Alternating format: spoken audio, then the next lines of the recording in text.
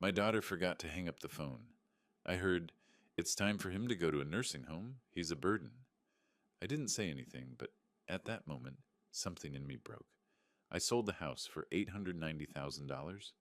They came back from a business trip, smiling, but there was a surprise waiting for them. The keys did not fit the door. They found a note on the doorstep, and after reading it, they started screaming. And then I realized they wouldn't just leave it alone. This was just the beginning. Before we continue, please subscribe to the channel and let us know where you're listening in the comments. The phone rang just as I was scraping the last of the meatloaf from my plate. Ellen's meatloaf recipe, though mine never tasted quite right without her touch. I glanced at the caller ID and smiled despite myself. Caitlin. "Dad, how are you holding up?" Her voice carried that familiar warmth that always made my chest tighten with love and loneliness. I settled into Ellen's old recliner, the leather worn smooth from years of her evening reading sessions. "Oh, you know me, sweetheart. Just finished dinner and was about to watch the news."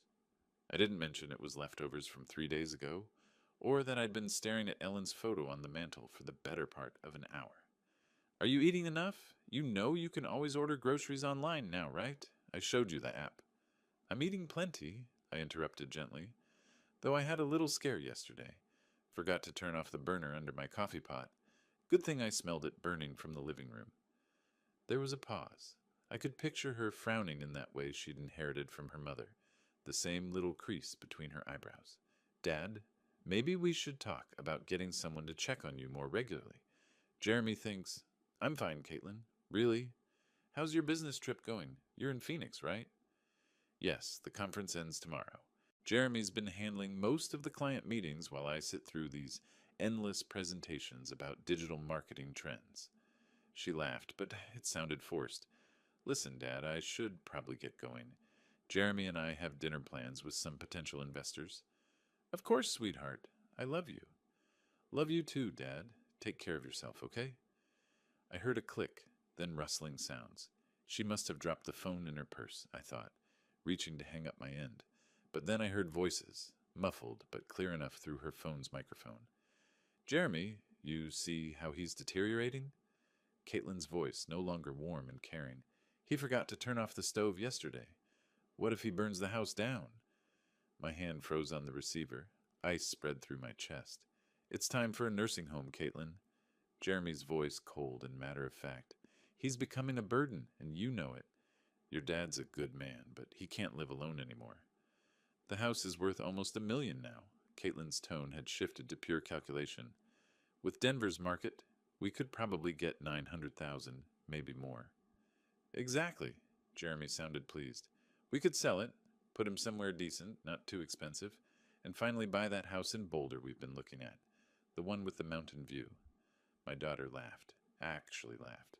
"God, Jeremy, you should have seen him tonight. So grateful just to hear from me. He has no idea we're planning this. The longer we wait, the more confused he'll get. We should strike while he still trusts us completely." The phone slipped from my numb fingers, clattering onto the hardwood floor Ellen and I had installed together 23 years ago. Every board laid by my own hands, every nail driven with thoughts of our family's future. I sat in the sudden silence of my empty house, staring at Ellen's photograph. Her eyes seemed to bore into mine with an expression I couldn't quite read. Disappointment? Warning? Or maybe just the terrible knowledge that comes to those who've already left this world. The grandfather clock in the hallway, Ellen's anniversary gift to me 15 years ago, ticked steadily in the growing darkness. Outside, the first spring crickets began their evening song in the garden Ellen had planted, and I still tended. Something cold and hard settled in my chest, replacing the warmth I'd felt hearing my daughter's voice just moments before. My hands, weathered from decades of construction work, slowly curled into fists. They thought I was a burden. They thought I was confused, helpless, ready to be managed and discarded. They were already spending my money, already planning their new life in my grave. But I wasn't dead yet, and I wasn't nearly as confused as they believed. I don't know how long I sat there in the dark, Ellen's face watching me from the silver frame on the end table. The house felt different now, as if the walls themselves had heard my daughter's betrayal and were holding their breath. My legs felt unsteady when I finally stood to turn on the lamp. The warm light fell across the living room we'd furnished piece by piece, each item chosen with care and saved for with sacrifice. The burgundy sofa where Caitlin used to curl up doing homework, the coffee table I'd built in the garage, sanding it smooth while she played at my feet. I walked to the kitchen and opened the drawer where I kept old receipts and papers. My fingers found the folder I was looking for without conscious thought. 20 years of financial records I'd never thrown away because Ellen always said, "You never know when you might need them." University of Colorado. Tuition receipts. $48,000 over 4 years. I remembered those double shifts, coming home with concrete dust in my hair and plaster under my fingernails. Ellen would have coffee waiting and would massage my shoulders while I paid bills at this very kitchen table. "Roy, you're working yourself to death," she'd said one night, watching me calculate how to afford Caitlin's spring semester. "She deserves better than we had, Ellen. She's smart enough for anything." Ellen had kissed the top of my head. "Just don't give her so much that she forgets to be grateful." I should have listened. God, I should have listened. The wedding receipts were in there too. $32,000 for one day. I told Caitlin we could afford 5,000, maybe 8 if we stretched. But she'd cried, actually cried, about wanting her dream wedding. I'd worked weekends for 6 months, installing hardwood floors for a contractor friend who paid me under the table. "Daddy, you're the best father in the world," she'd whispered during our dance, her head on my shoulder, her wedding dress rustling against my rented tuxedo. I'll never forget this. But she had forgotten. Just like she'd forgotten who co-signed her first car loan when her credit wasn't good enough. Just like she'd forgotten who made the calls to get her that marketing job when she was unemployed for 8 months after graduation. I found the bank statements from 2 years ago, after Jeremy lost his financial advisor position for reasons they never fully explained. They'd moved in temporarily, just until Jeremy found something new. I'd never charged them rent. I'd paid the increased utility bills, bought groceries for 3 adults instead of one lonely widower. Jeremy would pat my shoulder and call me the most generous man in Colorado. Caitlin would hug me and say, "Dad, we'll pay you back when we get on our feet." They'd been on their feet for over a year now, both working good jobs, both making more money than I ever had. But they'd never mentioned moving out, never mentioned paying me back.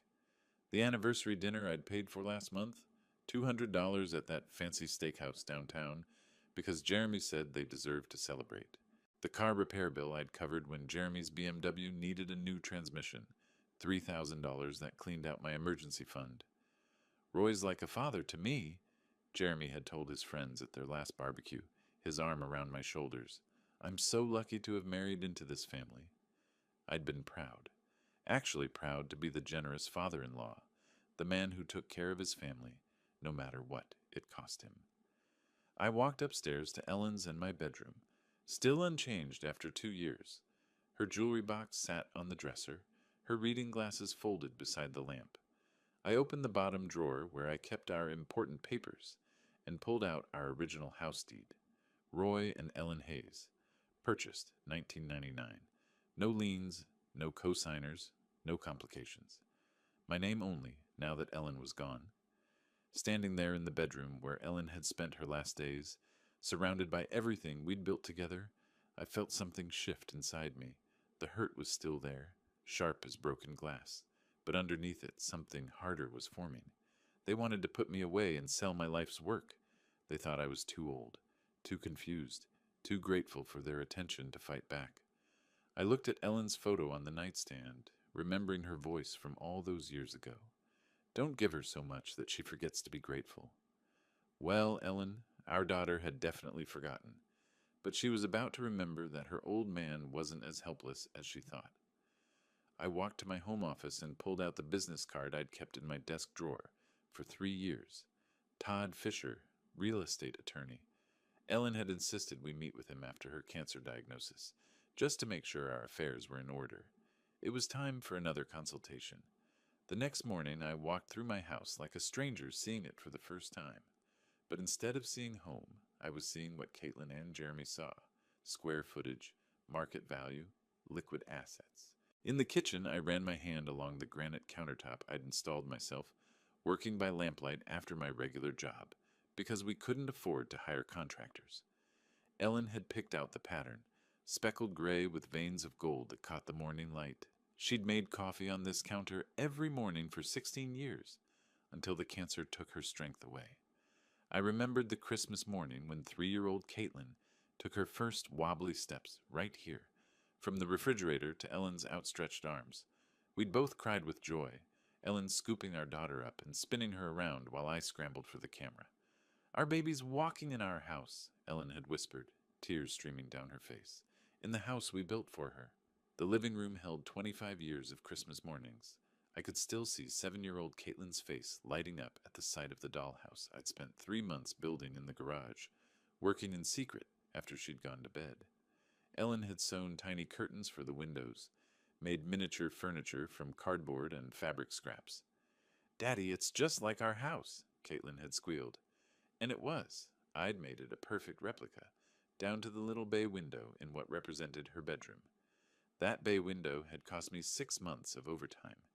Ellen had seen it in a magazine and fallen in love with the idea of reading there in the afternoons. I'd learned to cut angles I'd never cut before, measured and remeasured until my back ached from crawling around the frame.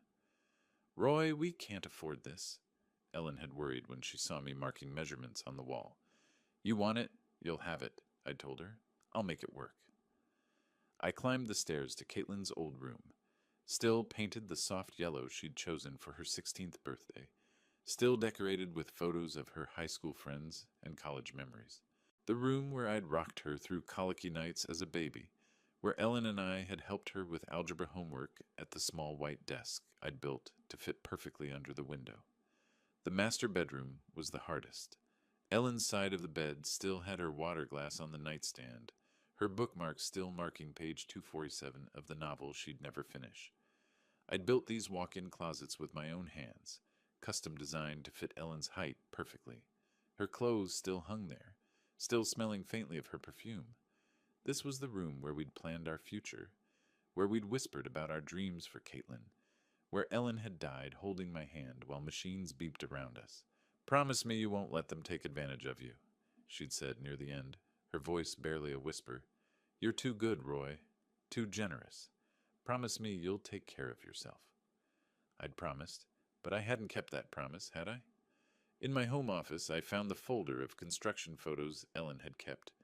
Pictures of me laying the foundation in the spring of 1999, 25 years younger and 50 pounds stronger.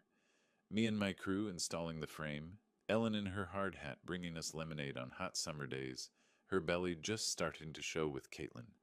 The financial records from those years told the story Ellen's photos couldn't.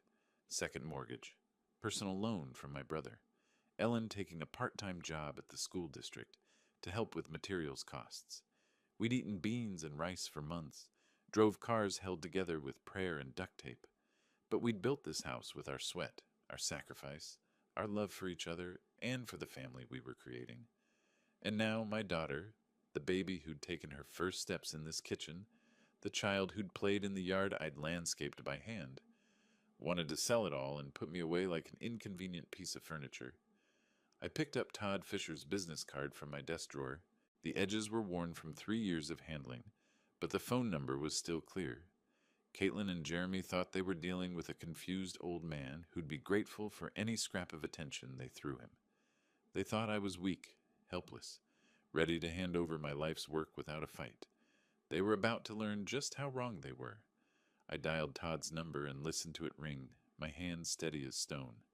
Outside, the spring morning was bright and clear, the kind of day Ellen used to love, the kind of day for new beginnings. The law offices of Fisher and Associates occupied the second floor of a modest brick building on Colfax Avenue, the kind of place that specialized in helping regular people with real problems rather than impressing corporate clients. I'd chosen my best suit, the charcoal gray one Ellen had picked out for me to wear to her funeral, and arrived 15 minutes early, my hands only slightly trembling as I signed in at the reception desk. Todd Fisher was younger than I'd expected, maybe 55, with graying temples and the patient demeanor of a man who'd heard every family horror story twice. His office was lined with law books and family photos, a wife, 2 teenagers, a golden retriever. the kind of normal life Ellen and I had tried to build. Mr. Hayes, good to see you again. Todd poured coffee from a small machine in the corner, the rich smell filling the space between legal documents and filing cabinets. I remember you and Ellen from a few years back. I'm sorry for your loss. Thank you. I accepted the coffee, surprised by how steady my voice sounded. I need to discuss something delicate about my daughter and son-in-law. Todd settled behind his desk, pen ready. I'm listening. I told him everything. The phone call, the overheard conversation, their plans to sell my house and put me in a nursing home. Todd's expression never changed, but I caught him shaking his head slightly when I described their eagerness to spend my money on their Boulder dream house. Unfortunately, Mr. Hayes, this scenario is more common than you'd think. Todd set down his pen and leaned back in his chair. Adult children often assume they know what's best for their aging parents, especially when valuable assets are involved. But they can't actually do anything, can they? I mean, legally. Let's start with the basics. The house is titled in your name only since your wife's passing, correct? That's right. Ellen and I owned it jointly, but when she died, it transferred to me automatically. Then, legally speaking, your daughter and son-in-law have absolutely no claim to your property. They cannot sell it, cannot force you into a care facility, cannot make any decisions about your assets without your explicit consent. Todd pulled a legal pad from his drawer and began making notes. The house belongs to you, period. Relief flooded through me, followed immediately by something sharper. So if I wanted to sell it myself, you could put it on the market tomorrow if you chose to. It's your property, your decision. Todd looked up from his notes. May I ask why you're considering that option? I thought about Caitlin's laugh when she'd called me a burden, about Jeremy's cold calculation of my worth, about 25 years of sacrifice reduced to a real estate transaction. They think I'm helpless, confused. They think they can manage me like a piece of property. My hands clenched around the coffee cup. Maybe it's time I showed them exactly how sharp my mind really is. Todd was quiet for a moment, studying my face. Denver's housing market is incredibly strong right now, especially in your neighborhood. Properties are selling within days, often for cash offers above asking price. He paused. If you were serious about selling quickly, before your daughter and son-in-law return from their trip, how quickly could it happen? With the right buyer, and there are plenty of investors looking for properties like yours, we could have a sale completed within a week, maybe less. Todd leaned forward. But Mr. Hayes, this is a major decision. Once you sell, there's no going back. I built that house with my own hands, Mr. Fisher. Every board, every nail, every custom detail, I know exactly what I'm doing. We spent the next hour discussing practicalities, market value estimates, cash buyer networks, legal requirements. Todd explained that he could have everything prepared within 24 hours if I was serious about proceeding. The consultation fee is $200, Todd said as I prepared to leave. If you decide to move forward, that applies toward my legal fees for the sale. I paid in cash, feeling more clear-headed than I had in months. Walking to my truck in the spring sunshine, I felt my phone buzz in my pocket. Caitlin's name appeared on the screen, and for the first time since her betrayal, I smiled. The phone rang once, twice, 3 times. I could picture her in some hotel lobby in Phoenix, probably checking her watch, wondering why her grateful old father wasn't jumping to answer her call. Let her wonder. Let her and Jeremy make their plans about my future, my house, my life. They were in for the surprise of their lives. The phone kept ringing as I climbed into my truck, Todd Fisher's business card secure in my wallet, and a plan forming in my mind that would teach my ungrateful daughter exactly who she was dealing with. I had built my life from nothing once before. I could certainly tear it down and rebuild it on my own terms. The phone finally stopped ringing, but I knew she'd call back. She always did when she needed something from the old man. This time she was going to get much more than she bargained for. By the time I reached my driveway, confidence had replaced the tremor in my hands. Todd Fisher's words echoed in my mind. It's your property, your decision. 25 years of doubt and second-guessing had lifted like Denver fog in the morning sun. I was unlocking my front door when the phone rang again. Through the window, I could see it buzzing against the kitchen counter where I'd left it. Caitlin's name glowed on the screen, and for the first time since her betrayal, I smiled. Let her stew for a moment. Let her wonder why her grateful old father wasn't scrambling to answer. I poured myself a glass of water, took a deep breath, and picked up on the sixth ring. Dad, there you are! Caitlin's voice practically sparkled with artificial enthusiasm.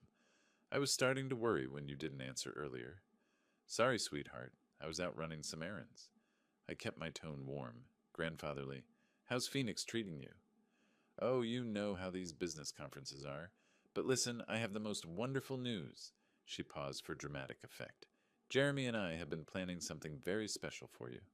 I gripped the phone tighter, my knuckles going white. Oh? We want to treat you to a vacation. You deserve some rest and relaxation after everything you've been through since Mom died. Her voice carried that practiced sympathy I now recognized as manipulation. There's this beautiful place we found. It's like a resort, but with medical staff on hand, just in case you need anything. A resort with medical staff. My jaw clenched so hard I thought my teeth might crack. That sounds lovely, sweetheart. You really didn't need to go to such trouble for me. Nonsense. Your family. Jeremy's voice came through the background. He must have been listening on speakerphone. We've already made all the arrangements. When were you thinking? I managed, knowing full well they wanted me gone before they returned to claim their inheritance. Well, we should be back by next Friday, Caitlin said. We were hoping you could be ready by then. Just pack some clothes and personal items. You know, the essentials. The essentials. Not the photo albums Ellen had lovingly arranged. Not the furniture I'd built with my own hands. Just the essentials for an old man being shuffled off to die. Actually, Caitlin, I have a surprise for you too when you get back.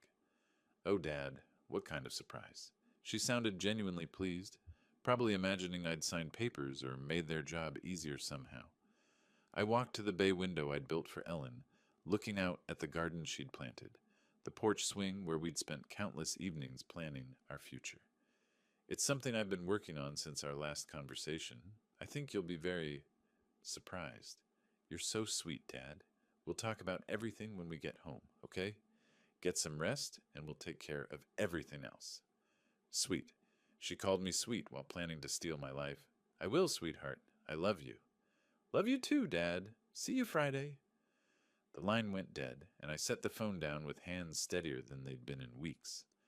I walked to my home office and opened my laptop, the screen glowing to life with possibilities I'd never considered before. My fingers hovered over the keyboard for just a moment before I typed, Real estate agents, Denver. The search results filled my screen like ammunition in a war I was finally ready to fight. I'd always been methodical. 25 years as a construction engineer had taught me to research thoroughly before making any decision. Tonight, that methodical nature would serve a different purpose.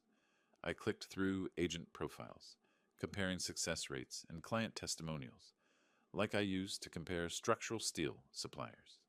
Cherry Hills, Highlands Ranch, University Hills, neighborhoods where houses sold for the kind of money Caitlin and Jeremy were already spending in their dreams. One name kept appearing in the top results. Brian Connor, 43 years old, specialized in quick sales, averaged 18 days from listing to closing. His photo showed a professional smile and confident eyes, the kind of man who could make things happen fast. His testimonials were exactly what I needed to see. Brian sold our house in 6 days. Cash buyer lined up within 48 hours. Smooth closing, no complications. I stared at his direct phone number, prominently displayed beneath his credentials. This was it, the moment that would set everything in motion. Once I made this call, there would be no going back to being the grateful, manageable old man my daughter expected. Ellen's photo on my desk seemed to be watching me. I could almost hear her voice. Roy, are you sure about this? I was sure, more sure than I'd been about anything since her funeral. I dialed Brian Connor's number with steady fingers. Brian Connor, Connor Real Estate. How can I help you? Mr. Connor, my name is Roy Hayes. I'm interested in selling my house quickly. How fast can these things actually happen? Well, Mr. Hayes, that depends on several factors. But with the right property and pricing strategy, I've closed deals in as little as 10 days with cash buyers. What kind of timeline are you looking at? 10 days. My heart hammered against my ribs. 10 days? That fast? Absolutely. Denver's market is incredibly hot right now, especially for well-maintained properties in established neighborhoods. Can you tell me a bit about your house? I looked around my kitchen, seeing it through a buyer's eyes for the first time. Two-story, 3,400 square feet, built in 1999, Cherry Creek area, 3 bedrooms, 2.5 baths. I've maintained it well, did most of the work myself over the years. Brian's voice sharpened with interest. That sounds exactly like what several of my investors are looking for. Original owner, well maintained, established neighborhood. Those are premium selling points. Would you be interested in a property assessment? How quickly could you come by? I can be there this afternoon if you're available. Say 3 o'clock? I glanced at the clock. It was just past noon. 3 o'clock works perfectly. Let me give you the address. After I hung up, I sat in the sudden quiet of my kitchen, the magnitude of what I'd set in motion beginning to settle in my chest. In 3 hours, a stranger would walk through the house Ellen and I had built together, assigning dollar values to our memories. I spent the next 2 hours cleaning obsessively, old habits from Ellen's time when she'd insist the house be spotless for any visitor. I dusted the bay window, straightened the throw pillows on the couch, made sure every surface gleamed. But this cleaning felt different. I wasn't preparing for guests. I was preparing for an execution. At exactly 3 o'clock, the doorbell rang. I smoothed my shirt, took a deep breath that carried the scent of Ellen's lavender sachets, still tucked in the linen closet, and walked toward the front door. My hand trembled slightly as it closed around the brass doorknob I'd installed myself 15 years ago. Beyond this door waited either my salvation or my damnation. I turned the handle and opened the door to my future. Brian Connor looked exactly like his photo, professional but approachable, early 40s, with the kind of confident bearing that came from years of successful deals. He carried a leather portfolio and tablet, and the moment he stepped inside, his eyes went wide. Wow! He stopped in my entryway, his gaze traveling up the crown molding I'd installed by hand to the hardwood floors Ellen and I had selected together. Mr. Hayes, this is exactly what I was hoping for. I watched him take in the details, the way the afternoon light streamed through Ellen's bay window, the seamless flow from living room to dining room that I'd achieved by removing a load-bearing wall and installing a beam. His appreciation was genuine, professional. You weren't kidding about maintaining this place. He pulled out his tablet and started taking photos. These hardwood floors throughout, original? Installed them myself in 2001. Ellen wanted something that would last, so we went with 3/4-inch solid oak. I found myself falling into the familiar rhythm of discussing my work, proud despite everything that was happening. And this kitchen...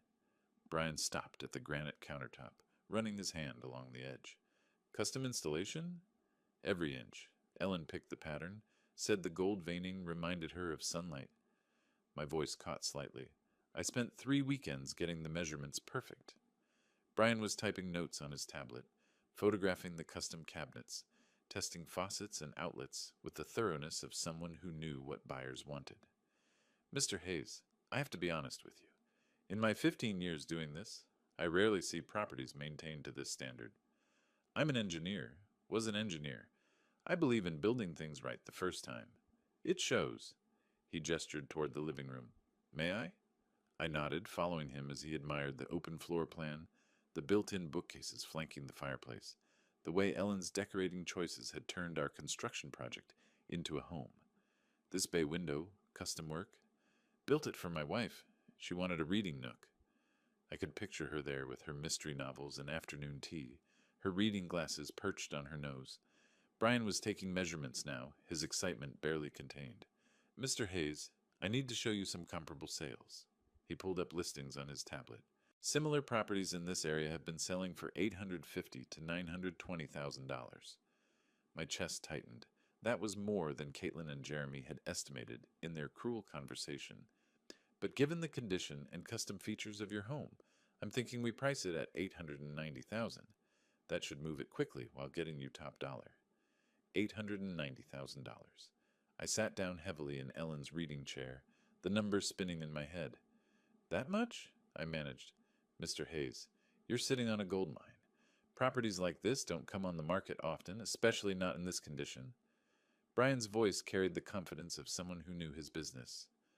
I actually have an investment group that's been looking for exactly this type of property.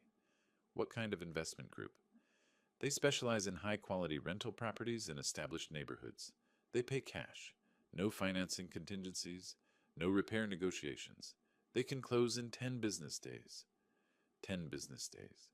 Caitlin and Jeremy would return from Phoenix in 8 days, expecting to find their grateful, manageable father ready to be shipped off to their resort. What's the catch? Why so fast? Brian smiled. No catch.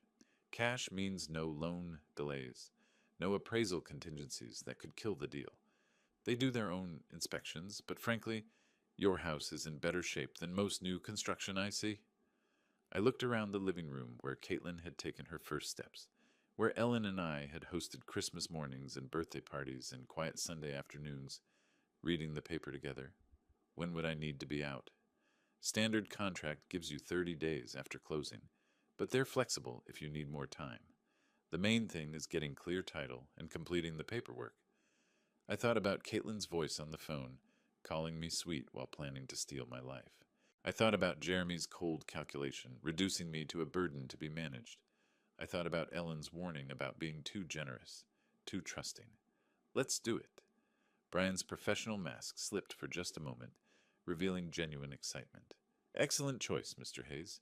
Let me call them right now. I watched him dial, heard him describe my property with the enthusiasm of someone who'd found buried treasure. Cherry Creek area, original owner, immaculate condition, custom features throughout.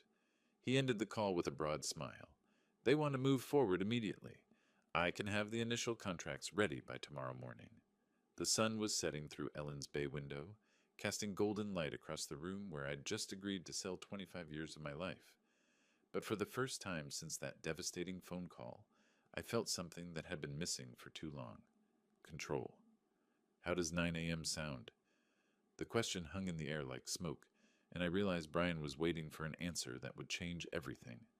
The grandfather clock in the hallway, Ellen's 15th anniversary gift to me, ticked steadily in the silence. 9 a.m. sounds perfect. After Brian left with promises of contracts and closing timelines, I stood alone in the house that would soon belong to someone else. The evening light through Ellen's windows painted everything golden, like a photograph of a life I was about to leave behind. But it wasn't sadness I felt, it was anticipation. Brian arrived the next morning with contracts, a notary, and coffee for everyone, the kind of professional efficiency I'd always respected. I read every line with the thoroughness that had made me a good engineer, checking details the way I used to check blueprints. Sale price, $890,000. Cash purchase. Closing date, 10 business days from signing. The notary, a middle-aged woman with kind eyes, walked me through each signature. Minimal contingencies, just the title search and final walkthrough. And I can remain in the house for 30 days after closing if needed? That's correct, Mr. Hayes, though most sellers prefer to move out sooner rather than later, just for peace of mind. Peace of mind? I almost laughed. The only peace of mind I'd have would come from seeing Caitlin and Jeremy's faces when they discovered what their burden had done. I signed my name with steady hands, and just like that, the process was in motion. The first 3 days passed in a blur of paperwork and inspections. The title company began their search through decades of records. The investors sent their team, a polite crew who admired my workmanship and found nothing to complain about. Your father-in-law really knew what he was doing, one of them told the heir, since they assumed I was already gone. These floors, this electrical work, all top quality. Days 4 through 6, I became a man with a secret mission. I researched apartments online, looking for something small but comfortable, somewhere I could start over with nearly $900,000 in the bank. I found a place in Highlands, a senior community with golf courses and a community center, the kind of place Ellen and I had sometimes talked about for our golden years. I also called storage facilities, planning which of Ellen's things I'd keep and which I'd have to leave for the new owners. Her china, definitely. Her jewelry box, the photo albums, the essentials of a life lived together. Days 7 through 9 brought a strange confidence I hadn't felt in years. Each morning I woke up knowing I was one step closer to freedom, one step closer to showing my daughter that her confused old father was sharper than she'd ever imagined.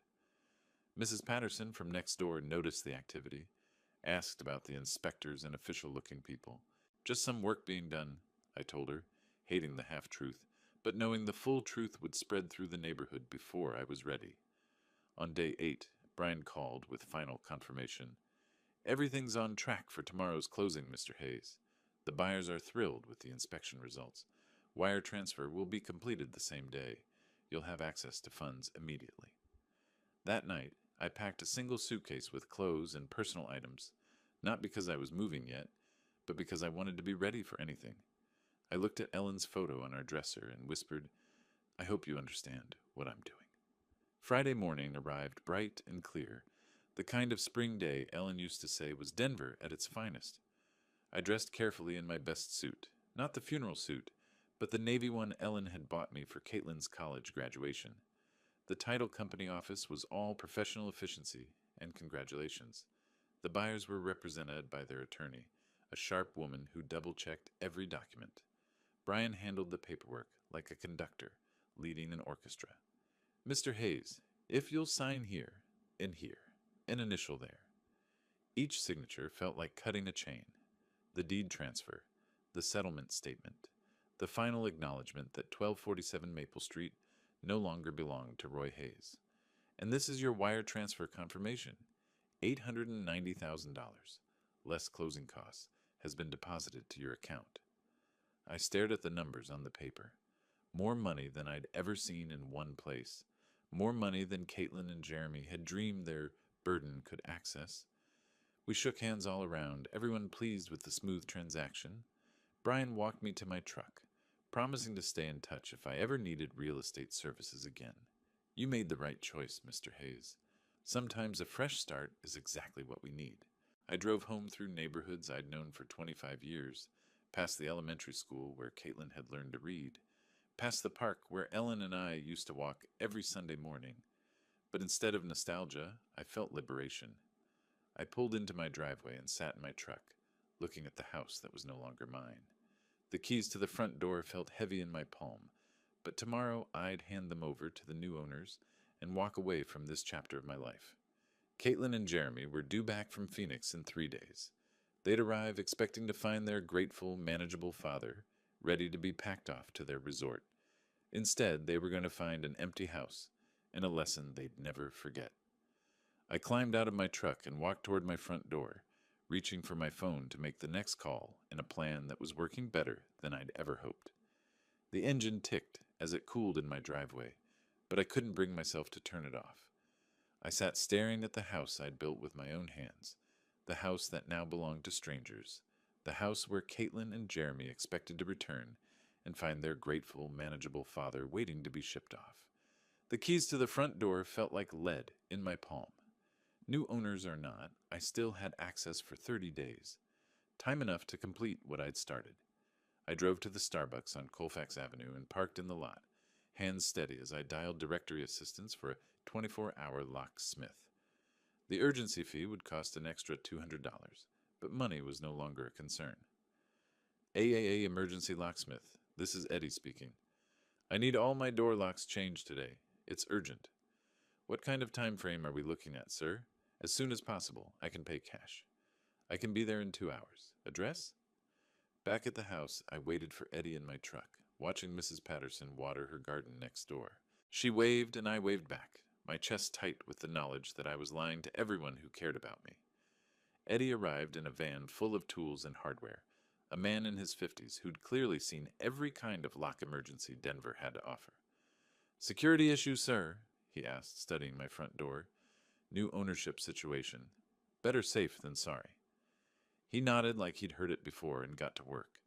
I watched him remove the locks I'd installed 15 years ago, the brass hardware Ellen had picked out because it matched our door knocker. These are quality locks, Eddie commented as he worked. Somebody knew what they were doing when they installed them. That was me. I like things done right. The new locks were silver instead of brass, modern instead of traditional. They clicked differently when Eddie tested them, a sharper, more mechanical sound than the old ones. Here are your new keys, sir.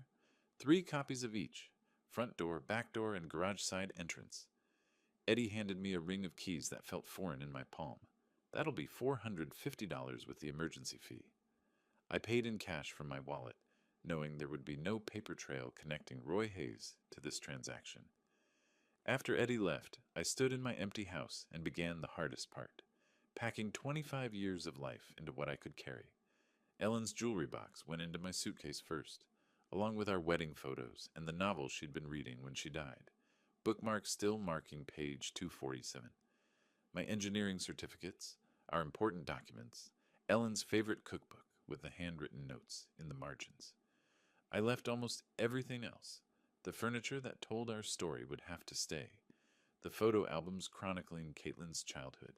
Ellen's clothes, still hanging in our closet, still carrying the faint scent of her perfume. While I packed, I called Sunset Manor Apartments on my phone, explaining that I needed a furnished one-bedroom immediately.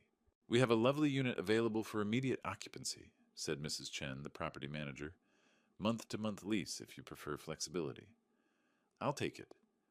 I met Mrs. Chen at the apartment complex an hour later, a modest but clean building designed for seniors, with a community center and well-maintained grounds. The one-bedroom unit was simple but comfortable, furnished with everything I needed to start over. "Cash deposit is perfectly fine, Mr. Hayes. When would you like to move in?" "Tonight." Mrs. Chen's eyebrows rose slightly, but she didn't ask questions. I signed the lease and handed over first month's rent plus deposit, nearly $3,000 that would have seemed impossible to spend casually just 2 weeks ago.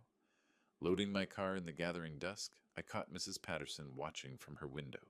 She waved again, and I felt the weight of all the relationships I was severing, all the connections Caitlin and Jeremy had forced me to cut.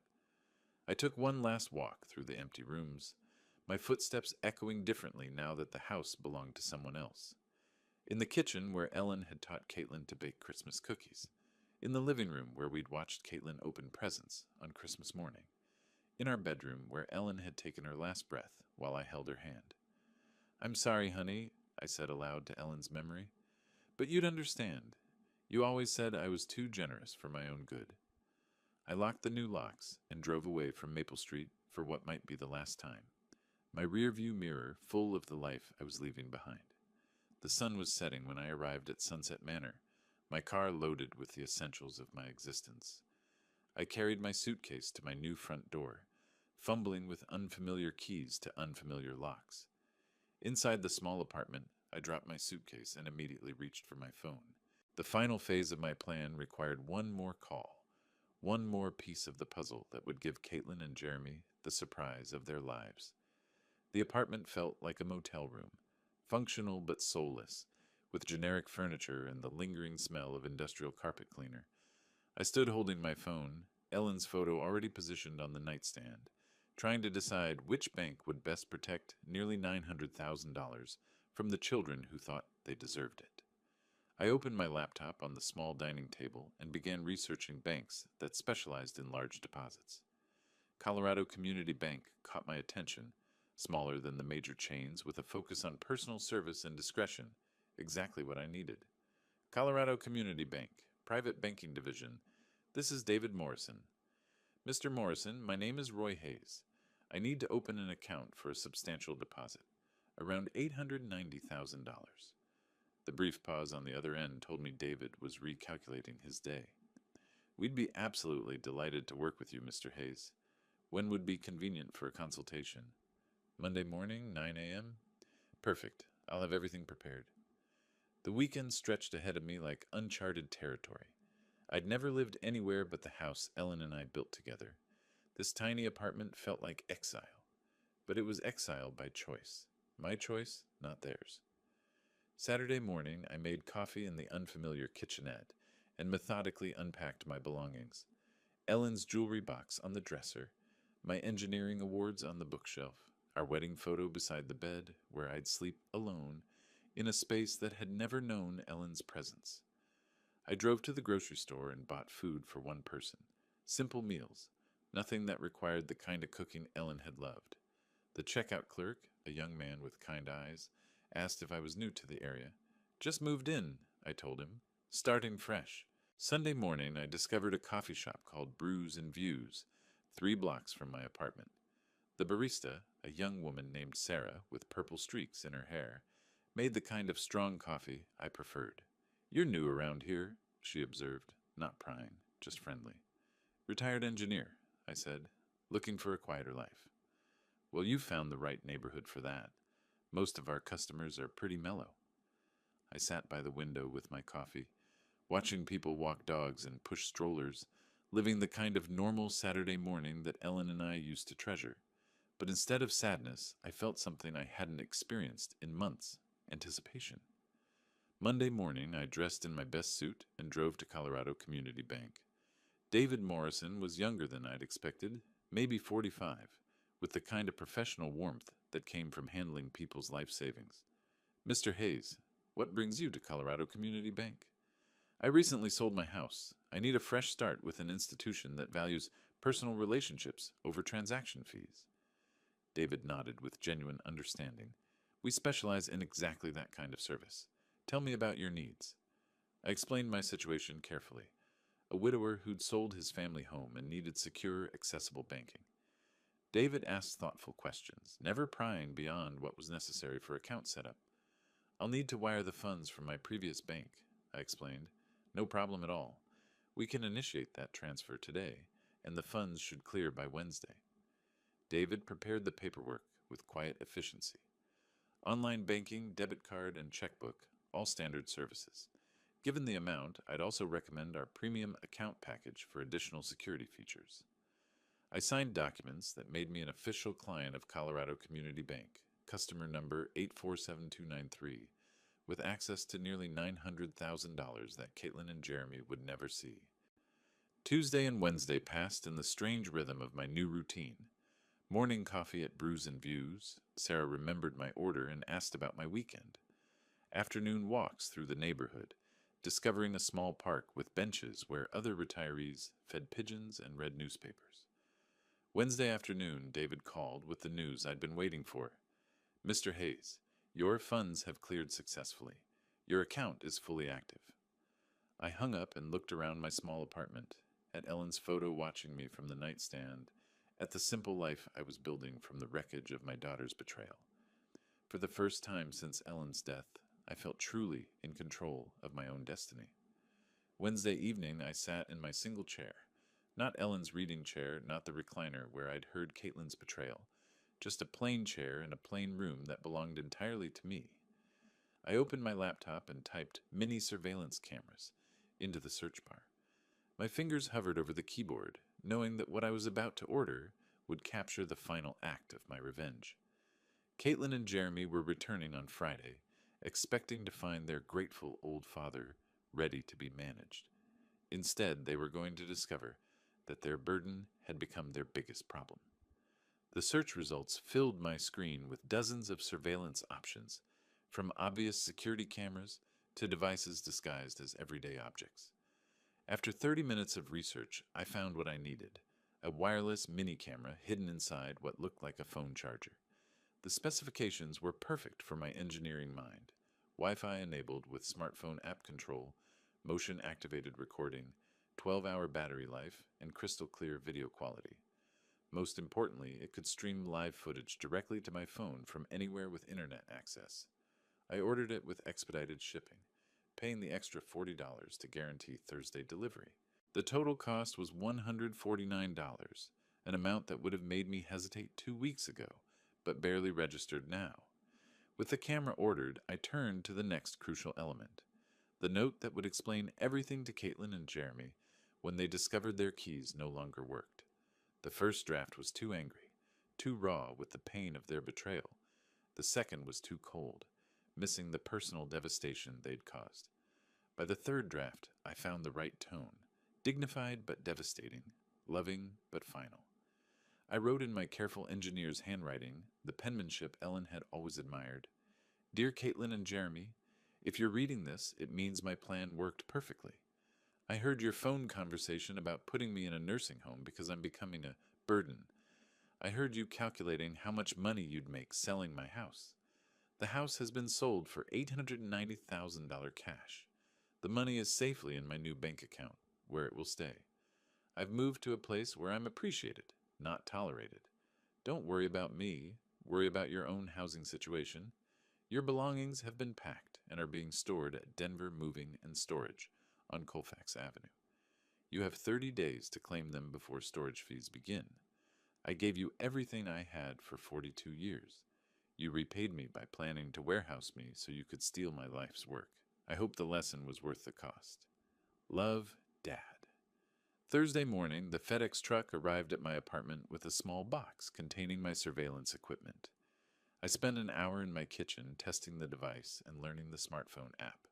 The video quality was remarkably clear, the audio sharp enough to catch whispered conversations. Thursday afternoon, I drove to my former house for the last time. I used the garage door opener I'd never given Caitlin and Jeremy, parking inside to avoid questions from neighbors. My hands shook slightly as I approached the front door with my new keys. Inside, the house still smelled like home.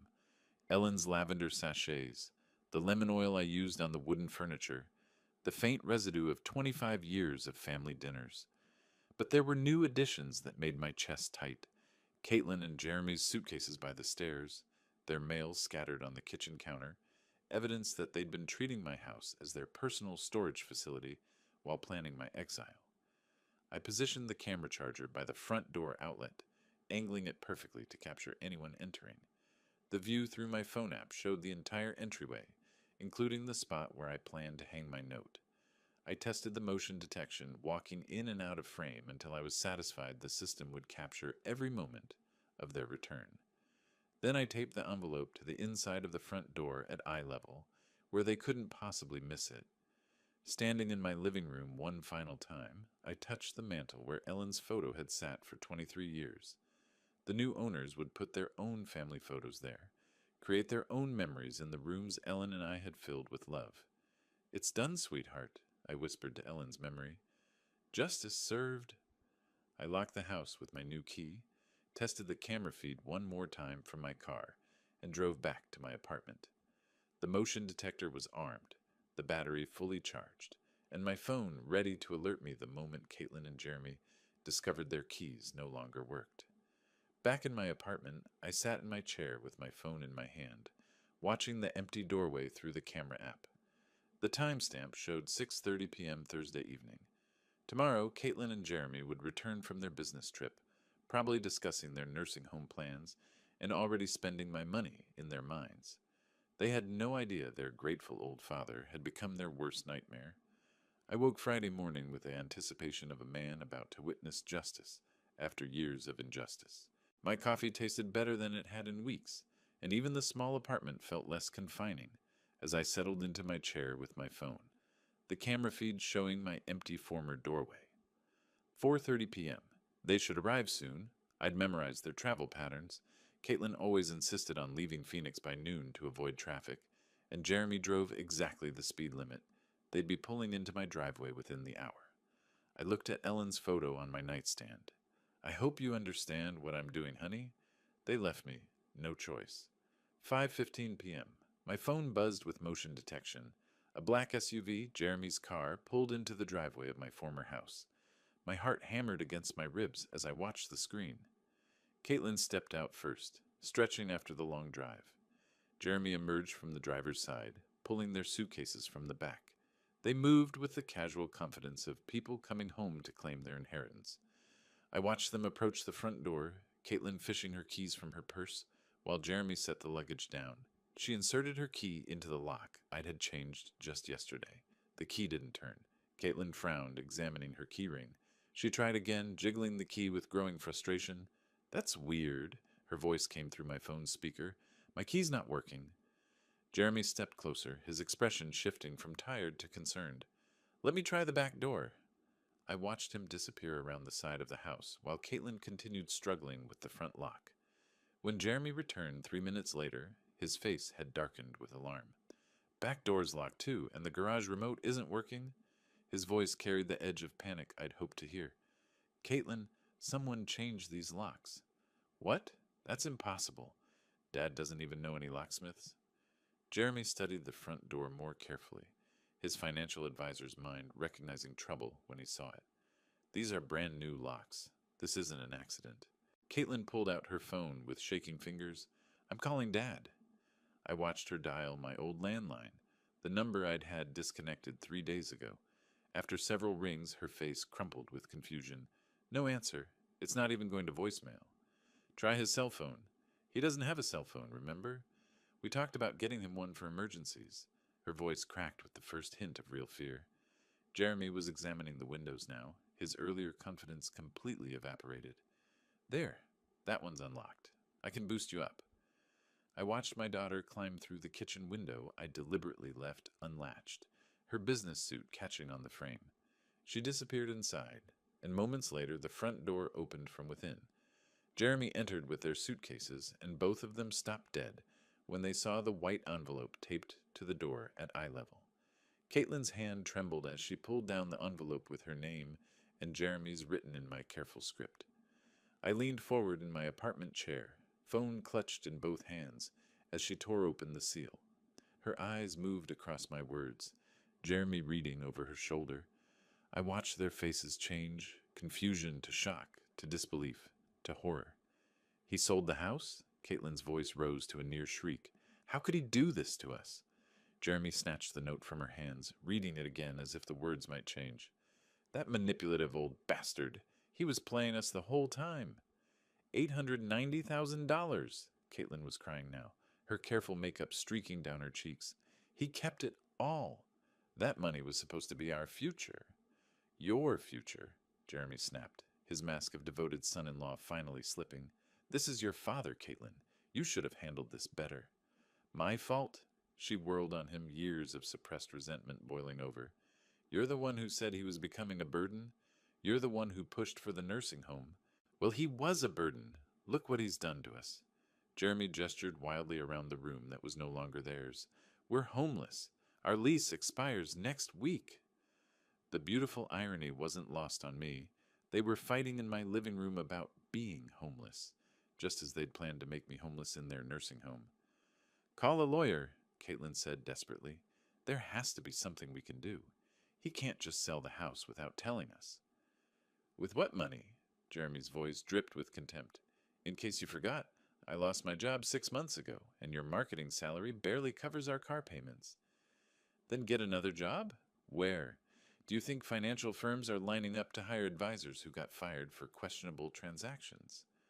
I watched my daughter's face crumble as she realized the full scope of their situation. No house, no inheritance, no savings, and Jeremy's unemployable status finally revealed. How could he be so cruel? She whispered. The same way you were cruel when you called him a burden and planned to warehouse him. Jeremy shot back. The old man was smarter than both of us. Through my phone screen, I watched them collapse into my old furniture that would be gone tomorrow when the new owners took possession. Caitlin buried her face in her hands, while Jeremy stared at my note, with the expression of a man who'd finally understood he'd been outplayed. I turned off the camera feed. I'd seen enough. Walking to my small kitchen, I opened the bottle of Ellen's favorite wine I'd saved from the house, a 2018 Bordeaux we'd been saving for a special occasion that never came.